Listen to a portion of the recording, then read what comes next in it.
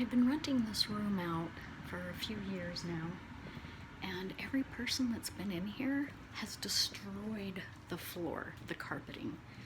So now I want to tear up the carpeting and maybe put down epoxy resin is what I'm thinking. I've never tried that before, but I heard it's solid. My brother came up and showed me how to do it. So this is my adventure with epoxy resin flooring. I've already pulled up the carpeting and now have these tack strips right here that I need to get rid of. I've pulled up some, and in here I've already cleaned up the edges and washed up the floor. So now I just need to get the epoxy resin started and decide on colors. I saw that there's some gaps in the flooring and figured the epoxy would dribble underneath that, so grab some spackling paste. I'm gonna go ahead and get it all sealed up real nicely, and we'll continue from there. Okay, so I've got all these edges sealed up, and now I'm gonna go ahead and spray a white base with Kilts so that it comes out light.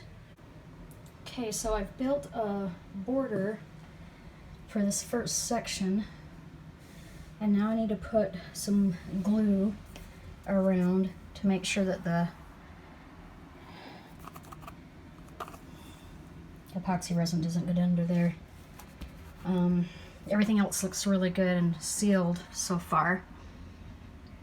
So just get this border. I just made it out of spare stuff. I didn't cut anything because I didn't want to spend any more money. But almost there. Just putting in some glue to seal it, and then I'm going to be ready to pour. I decided to put a couple pennies in the corner and see how that works out. I did a strip of gold glitter to see if that kind of turns out looking like a gold vein. And I've got a colored rock in this corner. I'm just kind of seeing, just playing a little bit to see. And with those, I also have my big mixing container. I'm going to have plastic cups with colors in them. So I'll have 4 different colors. Light blue, a little bit of yellow, a little bit of black, and some gray with the white background. So here we go. Okay, so we poured it down, and I ended up not having quite enough for my spots, so we ended up having to pour a bunch more on top. But it's working, and it's smoothing out. And then we poured some alcohol spray on top and sprayed that in, so that should help with some of the cell creation. Lots of neat colors, and we'll see what it looks like when it dries.